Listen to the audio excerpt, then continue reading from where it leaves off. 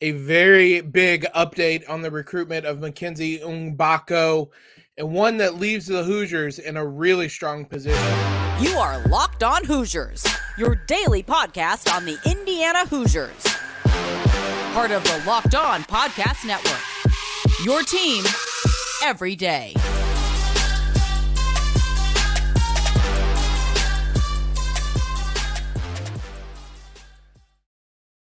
What is up, everybody? You are Locked On Hoosiers, the one and only daily IU podcast. We're part of the Locked On Network, your team every day. Hope you guys are having a great Wednesday. Reminder, we're free and available everywhere and anywhere you get your podcasts, including over on YouTube. Thank you for making us your first listen. I'm your host, as always, Jacob Rude. The big news of Tuesday into Wednesday involves Mackenzie Mgbako. Another example of you don't know what you don't know, especially when it comes to high school recruiting, how quickly all of these things can change. We spoke on Tuesday's podcast that he was going to make his Louisville visit. It even sounded like Louisville might be the front runner, and then boom, out of nowhere, Wednesday afternoon, he's not making a Louisville visit, and it is IU and Kansas who are the final two teams in his recruitment. This is a big one. We're going to talk about how big in a second. A refresher for those of you that might not have been following this recruitment, might not know a lot about Mgbako. He is the recruit that decommitted from Duke when Kyle Filipowski announced his return. I don't know that those were officially related, but they're related. And the number 8 prospect in the 2023 class. That's by 247 Sports composite rankings. So the number 2 power forward, a huge top-level prospect. He's listed as a power forward, could play small forward. He's just kind of a forward, 6'8", 210 pounds. The Cliff Notes version of the scouting report on him from Adam Finkelstein, quote, his shot making from beyond the arc is his best asset. He can also make the type of shots that translate to the next level, pick and pop threes, slipping out of ball screens to make shots on the move, or creating space with a series of sidestep or step back shots. He was a McDonald's All-American. He is that guy. He is a high level guy. You can go and watch highlights of him. A very smooth shot. He can create his own shot. But he can score on multiple levels from 3 from the mid-range. Really likes to work in the mid-range and in the mid-post. So there's a glaring need in IU's roster for a player just like Mgbako. I think it would be interesting to see how he plays. He seems like more of a power forward than small forward. But when you have a center like Kel'el Ware, who's a very non-traditional center, I think some of the fluidity would work there. But nonetheless, like, he is absolutely someone the Hoosiers need in terms of kind of the size and the position, needing a forward on the wing, in terms of getting kind of that high-level player that can be an impact player next season. We focus a lot on the transfer portal, rightfully so, but this coming up when it did and the Hoosiers being able to pounce certainly changes kind of the dynamic of how they're doing things right now. It would be an enormous get. Everydayers who listen to me on this podcast know I'm someone who tries to downplay situations and not get too caught up in the moment, or tries to be kind of level-headed, maybe might be the best way of saying it. And having said that, this is important. This is a really big one, just because of how much help he would provide the Hoosiers. Right now, IU's lineup can be Xavier Johnson, Trey Galloway, Hole in the starting lineup, Malik Renew, Kel'el Ware. If you replace the Hole in the lineup with a top 10 recruit in the nation that fits so many needs, checks so many boxes, oh my, like you're getting a talented player that can create his own shot, has size, can knock down outside shots, can play the way you want to play, be a supreme athlete, be someone that can, like I said, IU wants guys who can create, who can push, who can do things themselves. That describes Mgbako's game, but he's not limited in that he can't space the floor and be a shooter. He's going to be able to do that as well. You'd be hard pressed to draw up somebody that is more of a better fit to what the Hoosiers need than Mgbako, which is why he is so important. He immediately steps into the starting lineup. He immediately is one of IU's best players. He immediately makes this team look a lot better and make a lot more sense next season. There is a big Mackenzie Mgbako sized hole in this team that if he steps in, then boom, you suddenly have a roster that is more balanced, can play a number of different ways. You can go smaller with him as a 4. You can play 3 guards. You can play against bigger teams, him as a 3. There's a lot of versatility there. And as you can tell, I mean, just the amount of things you can do and what he brings to this team, it's important. It's really important. I'm not going to be downplaying this one. This one's important. And if the Hoosiers don't get him, it's going to be a really big blow. This is going to be a gut punch. We'll see. I'm not going to provide any kind of promises or insight or anything on this one because I 24 hours ago said from what was being put out there that Louisville might have been a front runner and he was going to take the visit.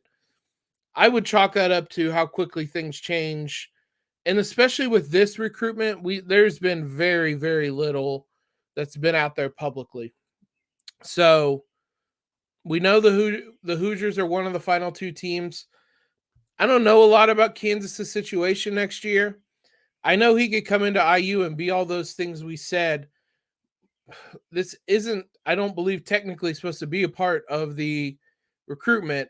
There's a whole lot of NIL money that would go his way next season. I would say he would comfortably make 6 figures. I know that's what was reported that Trayce and Race Thompson were making. He would comfortably make 6 figures. He would probably make that at Kansas, and he would probably still be a lottery pick, and he probably would still have a good role in Kansas. So I don't know enough about Kansas to compare the two, but I know that, and I'm speaking to the choir here, I know how much IU fans would love him if he came to Bloomington, played in Assembly Hall next season. One way or the other, we will see him in Assembly Hall next year. It may just be in a mid-December game when Kansas comes to visit. But whenever the news comes, whatever it may be, we will be here to update you on that. Let's talk some NBA-related news about Trayce, about Jalen, about OG Anunoby. He got an award on Tuesday. We'll get you the details on all of that here in a few moments. First, though, guys, if you are looking for a delicious snack but don't want all the sugar and calories, then you need the best tasting protein bar ever. Built, you got to try this. I have the brownie batter puff right here, as you guys can see on YouTube. I also noticed, I hadn't seen this before, just as another, we're not just throwing things out here that nobody's ever heard of, the official protein bar of NASCAR as well. But I bought these at Sam's Club. Last time I was at Sam's Club, I stopped by. They were up in the front corner, got the 13 bar box that included the brownie batter and the churro. You guys can grab them next time you're at Sam's Club. Next time you're at Walmart, you can get the 4-bar box, or you can head to built.com and get whatever flavor you want today. They're healthy and they taste amazing. They only have 130 calories, 4 grams of sugar, 17 grams of protein. Try them out today, guys. You won't regret it, and you can thank me later. Big shout out to all of you guys that make us your first listen every day. Every dayers. Tomorrow on the show, we're going to talk a bit of a preview for the Big Ten tournament for softball. That starts on Thursday. We'll definitely talk that. Whenever Mackenzie Mgbako makes his decision, which it feels like we have no insight on that, we'll talk about that. Again, the reports from earlier in the week were that this wasn't going to be a long decision-making process once he visited Louisville. With that out the door, I would guess it might come this week or next, but who knows at this point. One other thing I forgot to mention, Locked On and SiriusXM are partners once again. You can listen to us on the SiriusXM app if you have not, or if you guys have SiriusXM, you can check us out there. During the season, you can catch all the IU football and basketball games with SiriusXM on the SXM app. Search Hoosiers. Let's talk a little bit of NBA basketball. I know it's not always the most popular, but it's related to a couple very recent Hoosiers. Trayce Jackson-Davis, Jalen Hood-Schifino both were invited to the NBA Combine. The official class, I guess, roster of players that would be coming. I believe it's 60 players. It was announced on Tuesday. A lot of the top guys don't go. Victor Wembanyama, I'm sure a lot of you guys have heard about. He won't be there. That's because his season will still be going on in France. But Trayce and Jalen a surefire first rounder. Trayce right on that line. Both of them will be there. Hopefully, Trayce doesn't get COVID this time, but it won't be nearly as detrimental if he does. This time around, he will be drafted. Just a matter of where. Obviously, the combine's associated with workouts, not the workouts, I guess the drills, the measurements, the on-court stuff, your verticals, your height, your wingspan, your full court sprint, your lane agility. I think what's also maybe more important is GMs interview prospects and front offices interview prospects at the combine to get a sense on players and who they might take, who they might like, things like that. This is kind of that first official contact between front office and players. So those are just as important. They've also implemented some 5-on-5 games. I don't know that either Jalen or Trayce will play in those. Trayce might. It's typically more for second round guys and kind of the guys that might not be drafted to kind of prove they belong and work up. The only reason Trayce might is if he thinks it would help him become a first round pick. I think the only way that would help him is if he tried to show a jumper, and I don't know that that would go well in that scenario. I think he'd be better off trying to do that in a workout, an individual workout, which to that point, after the combine is when individual workouts will really get underway. We'll see Jalen and Trayce bouncing from spot to spot, team to team all over the country for the next month. So that's when you really start to get an idea of where guys are going to go, things like that. We'll probably have a firmer idea of what Trayce's draft range is here in the coming weeks. On the topic of NBA, OG Anunoby was named to the all-defense second team on Tuesday. Probably not a lot of familiar names for IU fans on either team. The first team did have Jaren Jackson Jr., who was at Michigan State, the La Lumiere product. Brook Lopez, Alex Caruso, Evan Mobley, Drew Holiday. Second team, Bam Adebayo, OG, Dylan Brooks, Draymond Green, Derek White. Awesome honor for OG. Absolutely earned. He's been in that conversation as one of the best wing defenders in the league for some time. This kind of solidifies it. Also, the voting on these was kind of weird. Take nothing away from OG, though. He absolutely is one of the best defenders in the league. And now he has something that just kind of proves that. Everybody that's watched the NBA and been around the NBA knew he's one of the best 3-and-D prospects out there. Early in the season, he was in conversations for Defensive Player of the Year. That's how good he was. A little bit of injury, a little bit of drop in play. The Raptors were really bad this year. really bad is probably not fair. I think they were actually the 10th seed in the play-in game, but they weren't great this year, and things like that made him drop all the way down to second team, but he was really, really good defensively to start the year.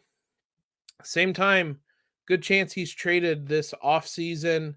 He was nearly traded at the deadline. A lot of teams made deals for him, might be traded this offseason. He probably should. Toronto needs to rebuild. I don't know. Speaking on the Indiana Pacers, I mean, on the surface level, he's a good young player that isn't far off their timeline if they really want to compete. I just don't know if the Pacers have enough of what the Raptors had an obscene asking price for him. I don't know if the Pacers have the ability or desire to match that asking price, but I think there's a lot of IU fans that would like to see him back in Indiana. So that would certainly be very cool. We'll keep you updated on the offseason stuff. Depending on how slow the offseason gets, we might talk more NBA stuff with the IU guys. Cody Zeller's still in the playoffs with the Heat. Oladipo's still on the team, obviously, but he had the really awful injury again. But that's it. Cody's playing. He's their backup center. He's playing a little bit. So if you guys want to tune into the Heat to watch Cody, they are up 3-1 in the series, probably going to move on to the Eastern Conference Finals. Fun little hypothetical that friend of the show, Jared Gasul, you everydayers will remember him as well, pointed out to me. The Heat are one of the favorites to make the finals right now, I would say. The Lakers on the other side of the bracket in the Western Conference are as well. If those two teams meet in the finals, we get Anthony Davis versus Cody Zeller in a shot rubber match. I guess whoever wins the series finally can settle that score. But that would just be a fun side plot, very specific to IU fans that you guys could care about. But like I said, we'll keep you updated on that. More importantly, we'll let you know about anything with Trayce and Jalen over the next month and how things go with them. Let's talk NIL stuff. An interesting class, I guess, was announced by Hoosiers for Good. We'll talk about why there were so few basketball players and so many football players in that class. We'll do that here in a minute. So Hoosiers for Good announced their 2023 spring class. For those that don't know, this is the NIL collective that partners IU athletes with local charitable organizations. Basically, they get NIL money, but they also work with these programs to volunteer, help them out. Officially, when you get NIL money, it has to be for something. This, I think, is probably the best way to use that. You get to go to Boys and Girls Clubs or Habitat for Humanity, Indiana Wish, things like that. You get to work with kids and volunteer and make the money and things like that. So I think this is kind of the ideal partnership between in what the NCAA really probably wants with NIL and NCAA and all that. But they announced a 24-person class. The big headliner is Mackenzie Holmes. She is working with Indiana Wish. What's also interesting, there's no men's basketball players in this class. Now, don't panic. Men's basketball certainly is taken care of. They are not somehow left out of NIL money. This is simply just the spring class. All of the basketball players, men's team, are making money. It's just not with this specific team in this specific class. But also, if you think back to right before the turn of the year, there was a push for NIL collective in which anything up to, I believe it was $1 million, was going to be matched by a mystery or anonymous donor. Mystery sounds more fun than anonymous. Anonymous donor. That was matched. And the focus of that was supposed to be on football. If you look at this class, of the 24 people signed, 12 of them are football players. There's a number of 11 IU athletic programs are represented here. You have women's basketball, you have football, You have women's diving, men's swimming, volleyball, men's and women's soccer, men's golf, wrestling, and women's tennis. So everybody's represented here. There are a number of names that, or when you look at football, I might forget some of these. Josh Henderson, Miles Jackson, Jacob Magnum Farrer. I'm just kind of glancing through this list, but a number of football players, Anderson, Kobe, JT Harms, Matthew Bedford, all these guys are football players. A lot of them are transfers that are getting NIL money, which, again, maybe a coincidence. This is why I say that legally, I don't think NIL people can recruit guys. I'm a little hazy on the what's allowed and not allowed and things like that. I know the coaches and the university cannot mention NIL as part of recruitment or anything for these transfers. Any other conversations, I don't, that's where you get maybe into some gray area, but it's not a coincidence that this is a lot of transfers that are getting this money, I don't think. But I do appreciate that it is football players getting the money. We spoke that IU basketball, I think, is probably top 15-ish, maybe better than that in terms of NIL power. Football is maybe not in the top 15 in the Big Ten. And I say that unironically. I'm aware of what I just said. Football is very far behind when it comes to NIL, especially among kind of Power 5 schools. Nonetheless, I'm happy to see that this money was focused on that, but they're a good while away from that one. But still, this is, like I said, this is a really good use of this NIL funding and this NIL collective. Hoosiers For Good has signed 65 athletes. They've partnered with 23 Indiana charitable organizations. Some of them mentioned are in this one: Boys and Girls Club of Bloomington, Cystic Fibrosis Foundation, the Indiana chapter, Habitat for Humanity in Monroe County, Indiana Wish, the Monroe County YMCA, Stop the Violence Indianapolis. There's a lot of them. Some of them I'm not familiar with, but there's a lot of them in this one. So really like this, really enjoy this. Interesting note with the football players. Hopefully it continues. I mean, if IU wants to be good in football, they got to get a lot more NIL money, but something's better than nothing, I guess. Thanks again, guys, for making Locked On Hoosiers your first listen every day. Everydayers, tomorrow on the show, we will talk Big Ten softball, a little bit of a preview on that one. I don't know that it's going to lead the show off. We'll talk about Mackenzie Mgbako's decision whenever that comes. Who knows? I'm not making any kind of promises on that. Like I said earlier, everything can change in a heartbeat.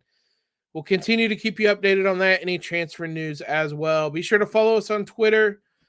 Subscribe to the podcast, leave a rating and a review, all of that great stuff. Most importantly, guys, hope you all have a great Wednesday. Get through that hump day just fine. And as always, LEO.